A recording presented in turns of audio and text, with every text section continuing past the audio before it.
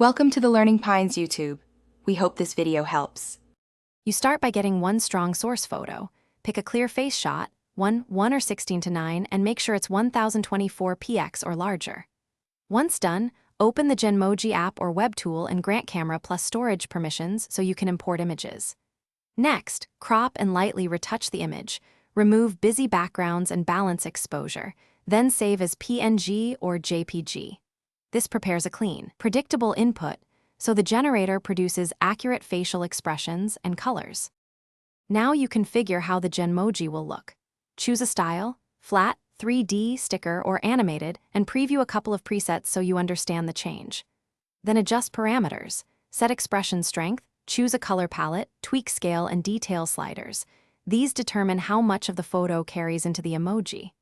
Once configured, run a quick test render at low resolution, like 256px, to verify likeness and composition. If satisfied, upscale to the final 1024px render for crisp output.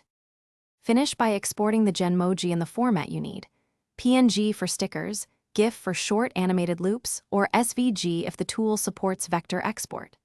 After export, open an editor to resize, trim edges, and add transparency or shadow layers so it fits chat apps. If the result misses the likeness, don't panic. Rerun the generator with a higher detail setting, try a different style preset, or slightly alter the source photo's crop. These adjustments usually fix common issues quickly. Thanks for watching. Consider subscribing if we helped you.